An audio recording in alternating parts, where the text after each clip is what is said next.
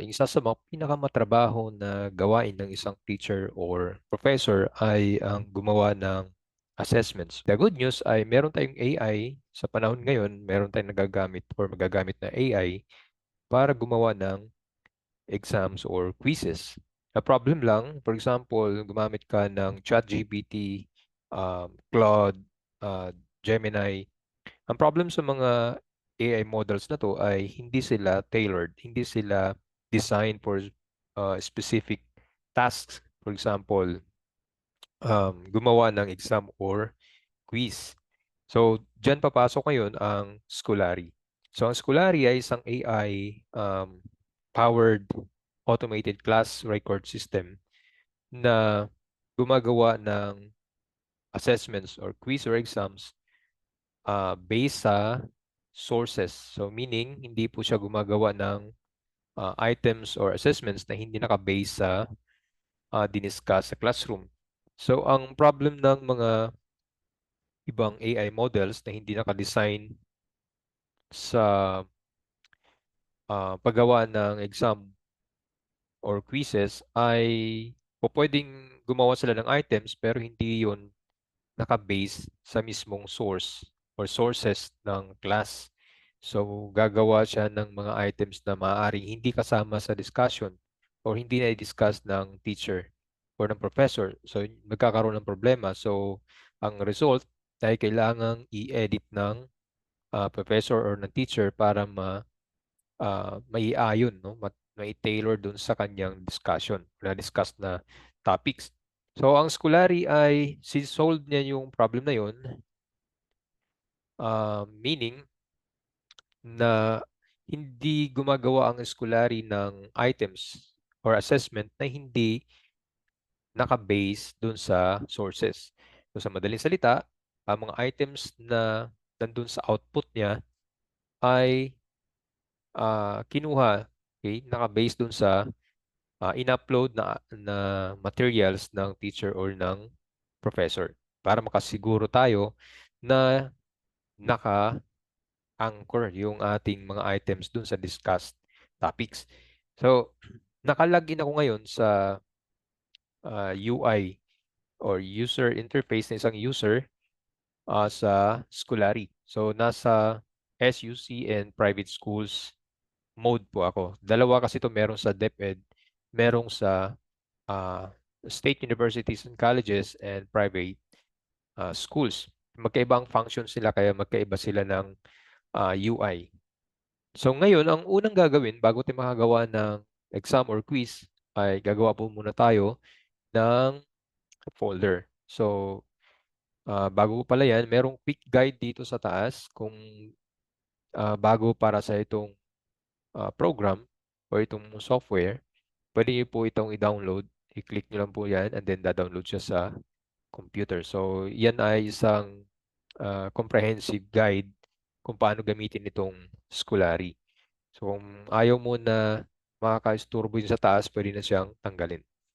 So now, before tayo mag-generate ng assessment or quiz or exam, gagawa po muna tayo ng folder.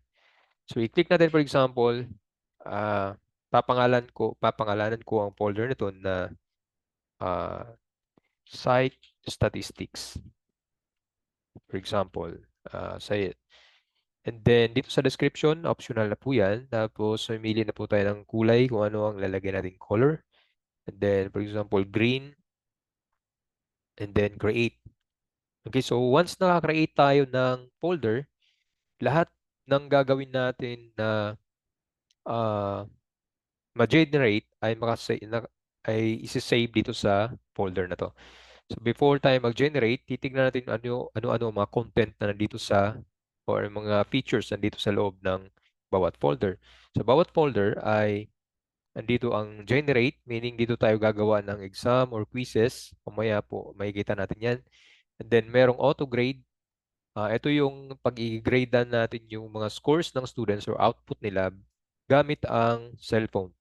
Uh, pwede po kasi nating i-check yun gamit ang cellphone and then i-check mismo ng AI, hindi na po tayo mag-i-encode niyan. i-record niya mismo sa class record. So, wala pa po itong content, wala pang laman yan dahil wala pa naman tayong ginawa. And then, meron tayong grading system. Yung ginagamit nating grading system sa school, paiba-iba tayo, magkaiba depende sa university. And then, merong gradebook. Ito po yung pinaka-record ng students. So, parang cabinet ito, no? Yung record holder. So, dito lahat nakalagay ang lahat ng activities na ginawa natin sa class na yan. Sa bawat folder pala ay isang class. Isang klase yan. So, kung meron kang 5 or 6 classes, so magkakaroon ka ng 6 folders. And then class record. So, mamaya gagawa tayo ng class record. And then, analytics. Papakita natin mamaya. So, kung wala pa namang na-check, wala pang na-record na output ng students, ay mananatiling wala po itong laman. So, maging empty siya. PowerPoint. So, ang Pro um, plan ay may kasamang PowerPoint. So, kung nandun ka sa starter plan, unfortunately, hindi po naka-design. Wala po doon ang PowerPoint. Dito lang po yan sa Pro plan. And then, meron tayong class board. Dito sa class board, para itong Google Classroom. Pero ang kagandahan nito ay maraming features compared sa Google Classroom. For example, pwede tayo mag-send ng announcement sa ating students. So, ito kasing Scholarly ay meron siyang kasamang uh, pag na-set up natin ito mamaya, no, itong class record, ay magkakaroon dito ng um, portal, yung QR code for students. So meaning, yung portal na yun, yung QR code na yun lang i-scan ng students and then ma-access nila itong buong class record. Hindi naman buong class record, kundi yung record mismo lang ng student. So hindi siya yung buong class record. So yung portal na yun ay konektado din dito sa Classboard. So meaning, pagka tayo ay nag-post ng announcement, for example, no classes tomorrow or merong assignment na ganito and then deadline ay ganito, pwede nating ilagay po dito yan, and then mag-upload ng mga materials. And then after ng upload, ipopost natin. So lahat ng students sa class na nakasama sa class na to ay makaka-receive. Makikita nila doon sa portal without uh, logging in. Ang gagamitin lang ng students para pinaka-login nila ay yung kanilang ID number. So, discuss natin mamaya kung paano. Kasi di natin makikita ngayon dahil wala pa tayong class record. So, dito, sa class board, so ito yung announcement and then messages. Pwede po tayong mag-message mismo sa student individually or sa group. So, parang kung gusto natin na i-call ang attention ng isang specific student, ay isa lang yung ating papadalhan ng message. So, dito lang po yan. Pwede po siya mag-reply. Dito po, pwede siya mag-reply sa buong classboard or ah, sa teacher lang. So, makikita po natin yan kapag na-implement na yung class record. And then, assignments, yun po, pwede tayong dito sa assignments po pala, pwede tayong mag-send ng assignment and then makikita ng students sa kanilang portal pag in-scan yung code and then sasagutan nila. Kapag nasagutan na ay pipicturean lang and then isa-send ulit.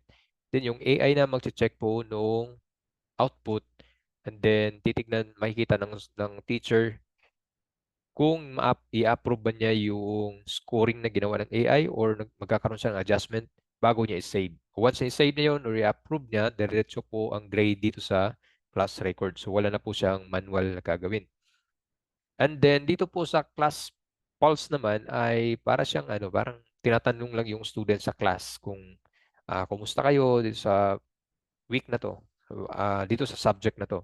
So every week magkakaroon po doon ng simple assessment. So hindi siya assessment na parang psychological test, kung hindi ay simple lang, parang tatanungin lang ng Scholarly yung students kung kumusta siya sa subject na to weekly. Once na mag-reply po at least 5 students, magkakaroon dito ng graph. So, makikita po ng teacher yan kung ano ang tawag dito, ang pulso ng class. Di po. So, yun po ang class pulse. So, pupunta po tayo sa generate.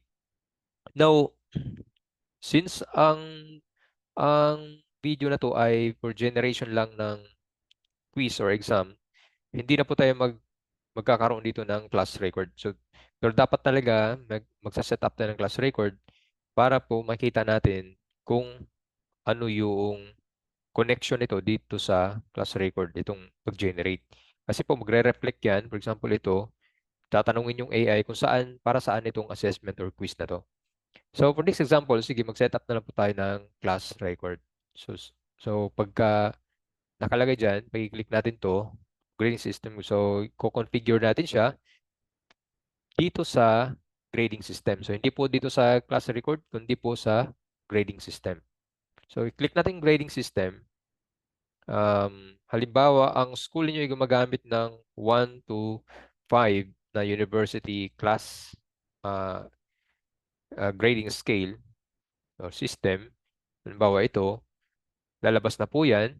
Automatic po siya. No? Kung maglalagay tayo dito ng halimbawa, ito yung ating passing grade. So, kung i-adjust natin, gagawing 70 halimbawa, automatic na po siya nag-a-adjust dito sa lahat ng column. So, yung lahat ito ay pwedeng i-edit. Depende po yan sa ginagamit ng school.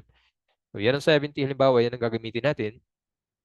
Now, since nagkaroon tayo dito ng uh, save, since meron tayong sinet up dito, pagdating sa um, wait. So, ito na yung ating palang grading scale. Pero kailangan natin ditong mag-set up ng yung per term. Okay? So, sa class record kasi meron tayong first term, second term, final term.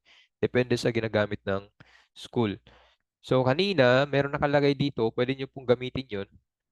Pero ako kasi nagsiset up ako ng sarili ko. Halimbawa, term 1 or first term, depende kung anong gagamit ang or label na gagamitin.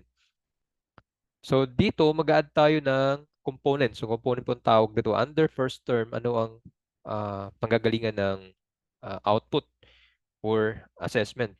Halimbawa, quiz number 1.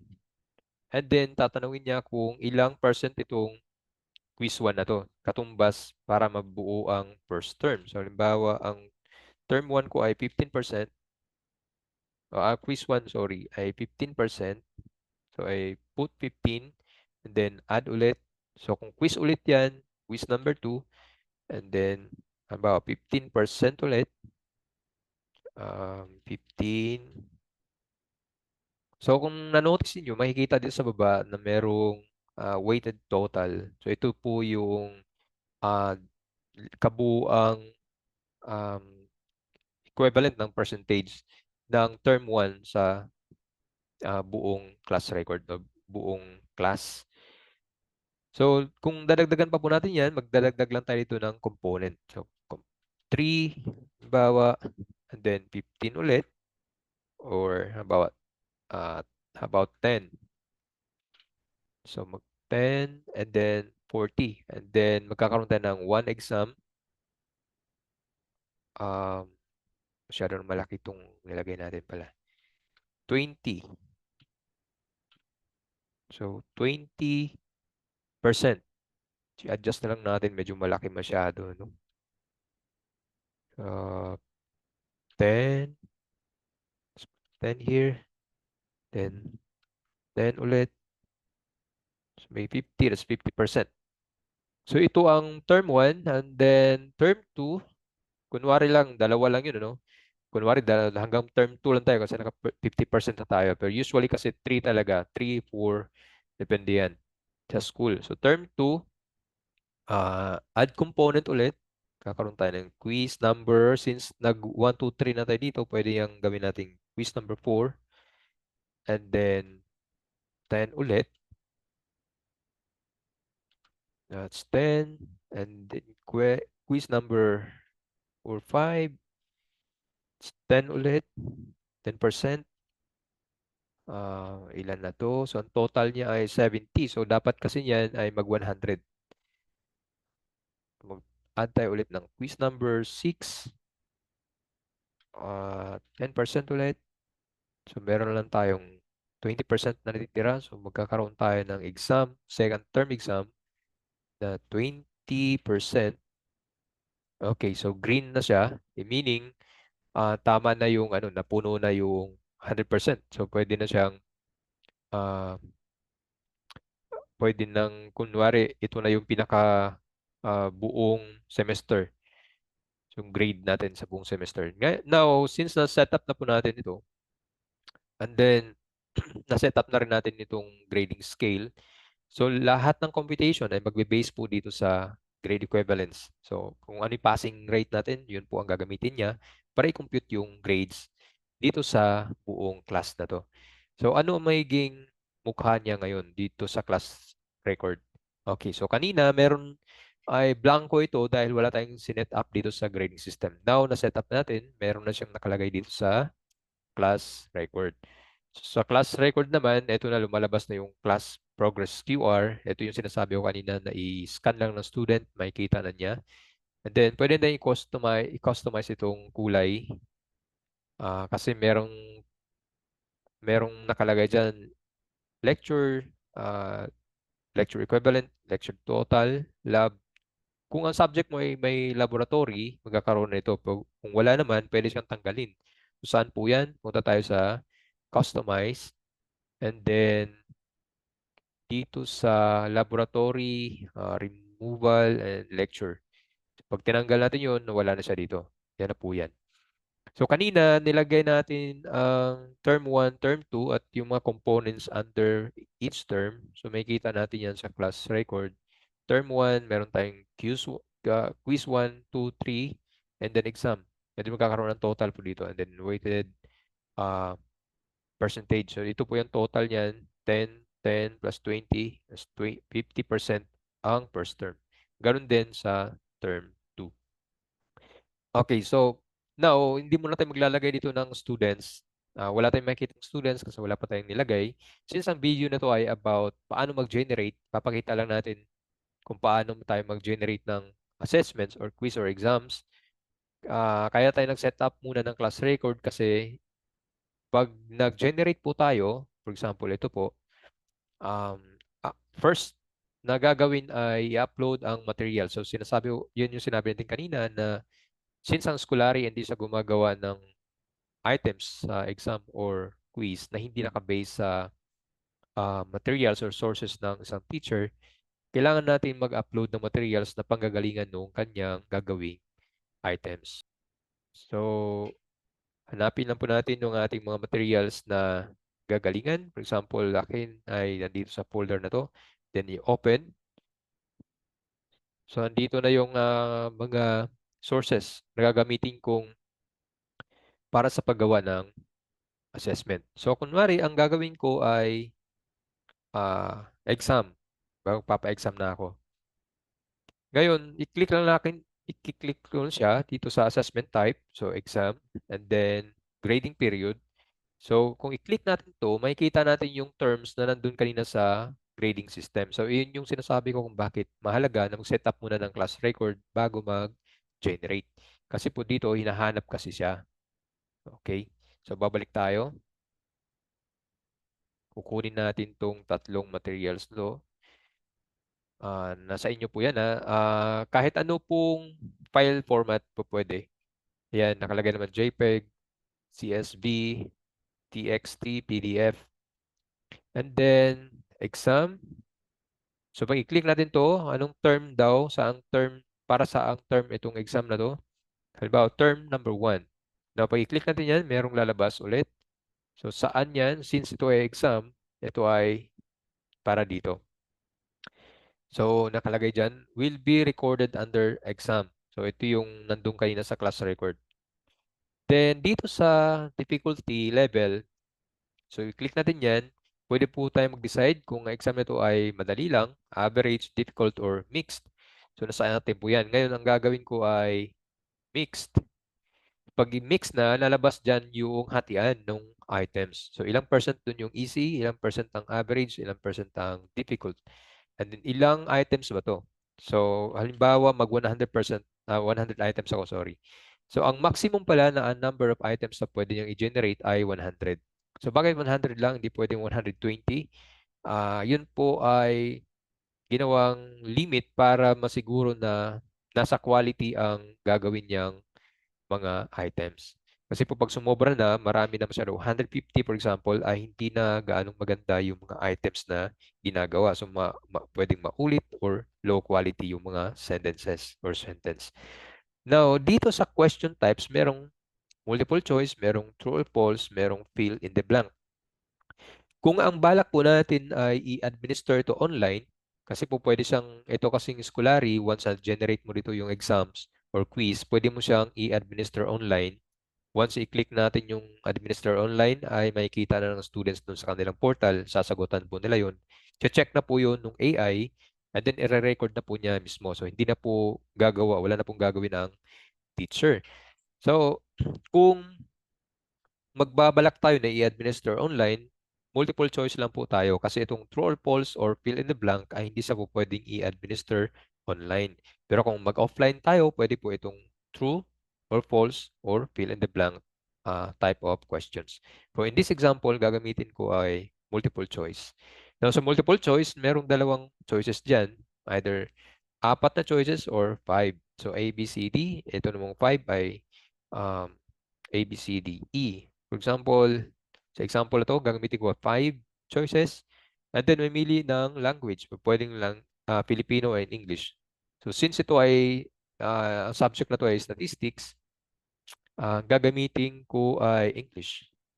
And then now, dito sa teaching level, napakahalaga nito kasi dito ibe-base ng AI kung anong level ng difficulty yung kanyang gagamiting words. Kasi magkaiba siyempre ang nursery, iba ang wording niyan, iba ang wording ng college.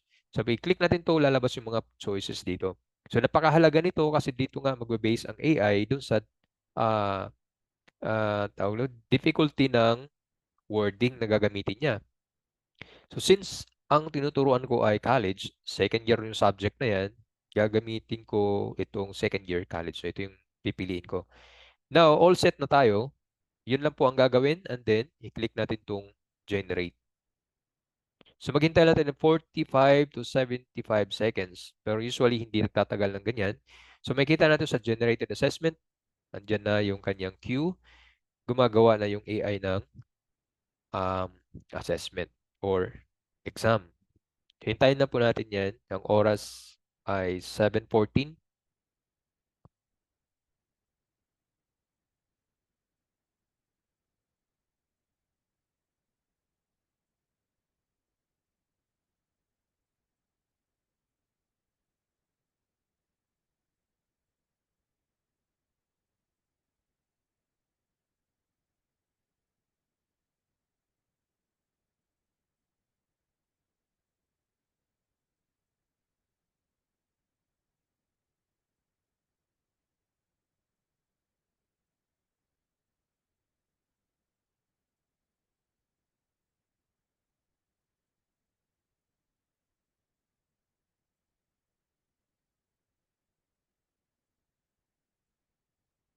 So hindi po ito cut ano po. So hindi tayo nag tawag dito. Hindi natin siya pinabilis para makita talaga kung ano yung process niya, kung gaano katagal. So sabi dito ay 45 seconds to 75 seconds. Um,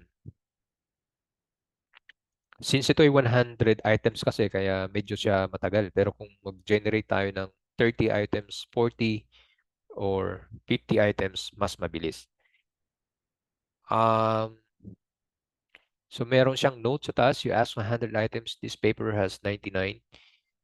AI stop short of the number requested. Okay, so pwedeng nagkaroon ng problem sa sources siguro kasi konti lang naman yun. Short lang kasi yung sources natin.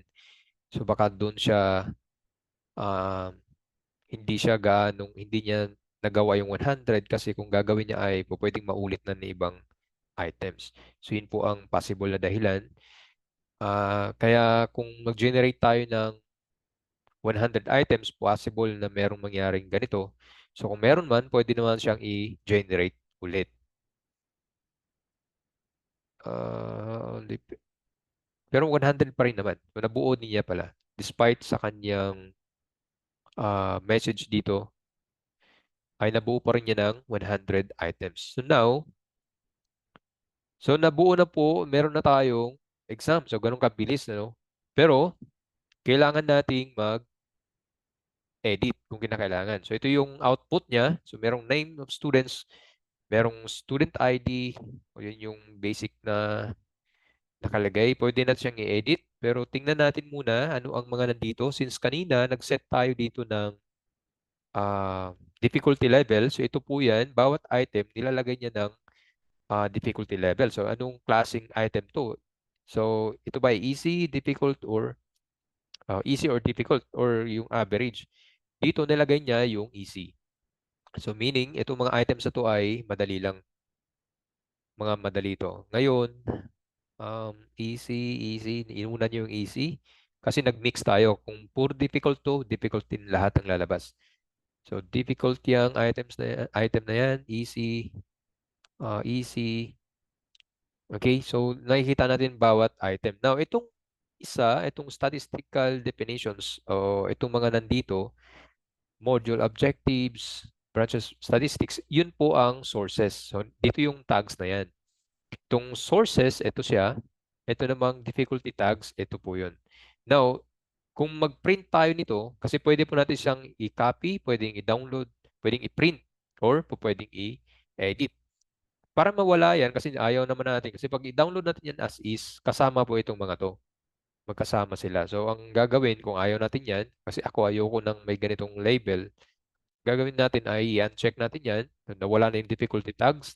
Para mawala din to, yung source niya, i-click natin itong source tags. So, bakit nagkaroon ng source tags?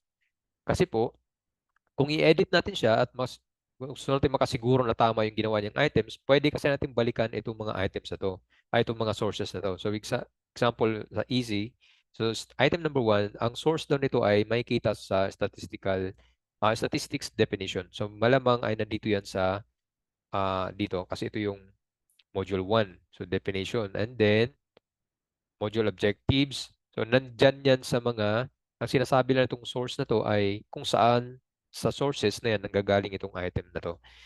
So, kung tatanggalin natin siya at i-print natin yan, wala na po yung mga nakalagay na yan. Now, kung i-edit natin, for example, pwede natin magdagdag dito ng items or mga elements. Pwede po yan. Ngayon, halimbawa, kasi dito sa baba, meron din siyang kasamang answer key. So, ito po yung kanyang answer key. So, kung ipiprint natin siya at ipapa-exam manually at iti-check natin, ito na po yung pinakasagot niya. Now, yun nga, may mga items na ah, question mark. So, meaning, ito siguro sinasabi niya kayo ng 99 lang yung nagawa niya. Okay, so, katulad ng lahat ng AI models, hindi natin masasabing 100% accurate siya. So, ang kagandahan lang ay mga 90 to 95% na work ay nagawa na niya. So, ang gagawin natin i-edit na lang. So, kung may makita tayong dapat tanggalin or baguhin, babaguhin natin. Now, ano ang mangyari, for example, nakita mo itong number 1, nakita mo mali siya or ayaw mo siyang isama na item. Tatanggalin natin siya, ano? So, click natin siyang, for example, ay binura natin yung 1. Kung titignan natin yan, kasi may katumbas yun na um, answer key. Sa edit tayo. Wait. Save changes, for example. Mawawala na itong dapat.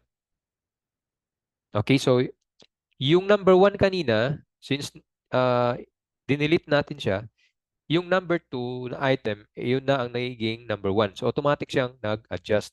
Ganon din dito sa answer key. So yung number 1, since tinanggal natin, etong number 1 na to, ito yung dating number 2. So ito yung kanina, so tinaas niya. So mag-a-adjust siya. 95, 96, 78. Ito yung sinabi niya kanina dahil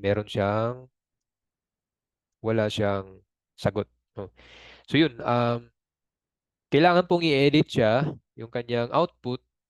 Kung merong gustong tanggalin, pwede pong tanggalin bago po i-download or i-administer ang test. So, ganun po. Now, sinabi ko kanina, pwede siyang i-administer online. So, hindi ko na po itatry ngayon dito kung paano i-administer online. Basta ganun po yung paggawa lang ng assessment or quiz. Mas makukunti ang items, mas kukunti din ang mali niya. So, yun yung kwan ng AI na to. So, kung i-click natin itong online, pwede rin administer online, pwede magkaroon ng ah, dito kung ilang seconds, for example, yung bawat item, pwede kang mag-set. Pwedeng mag-set din ilang points bawat item, kung kailan deadline, pause between questions. Halimbawa, nasagutan yung question 1, ilang seconds bago mag-open yung second question. So, pwede mag-edit dito and then pwede po maglagay ng practice questions yung teacher bago yung pinaka-actual na um, questions. Then, per question time, pwede mag-set ng halimbawa, bawat question. Itong question number 1, mas mahirap sa question number 2. So, pwede kong mag-set ng individual time. So, yung mahirap na questions or items, pwedeng lagyan ng mas mahabang time. So, yun po ang pag-set ng online. Hindi ko muna sa susunod mga videos natin pag-usapan yan kung paano. And then, ito ay pwedeng i-copy. For example, ito, meron kang, halimbawa, isang teacher or professor ay merong 4 na classes pero isang subject lang. So, meaning, isa lang yung pwede mong gawin or gumawa ka na yung one exam at i-administer mo sa 4 na classes, pwede siyang i-copy. So, pag i-click mo yan, ka-copy ito since wala tayong ibang mga folders pa kasi kaya wala siyang mapaglalagyan. So, yun yung nangyayari kapag i-click natin siya, may message yan. Pero kung nagkaroon na tayo ng 4 na, for example, multiple folders, multiple classes sa isang subject lang, pwede siyang i-copy ito. Automatic po yan na ilalagay doon sa class record. So, yun lang po ang video na to ay para sa paano gumawa ng test or exam ng mabilisan gamit ang Schoolary. So, mabilis pero naka-anchor yan sa totoong sources. So, hindi siya gagawa dito ng mga items na hindi naman na-discuss or hindi kasama sa sources na in-upload. So, next na video natin, pag-usapan siguro natin kung paano itong mga iba pang features ng Schoolary kasi maliit pa lang to na feature ang ating na cover in this video. So, maraming salamat sa panonood. See you in the next one.